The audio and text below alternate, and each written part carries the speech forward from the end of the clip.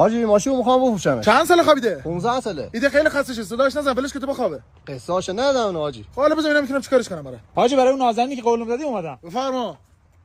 حاجی رو رنگش دو دلم. این نهنگ بره خودش تو دریای آبیش میشه غرق شد. حاجی کلش بالا میره موتورش هم ببینم. کلش بالا میره مرد میخواد بخوابونتش. حاجی ظرفیت ماشینو چند تونه؟ 28 تونه ولی با چپونی 100 تن هم میگیره. جدی؟ والا یه اداره راه بری باج میگیره. حاجی گفتی ماشین بی رنگی که رنگ داره. این رنگ نداشته باشه خب میشه پلیت آهن زنگ میزنه میپیسه. حالا چرا بی ام سی؟ شرکت خارمادر KMC. موتور سایلنت گازخور وحشی.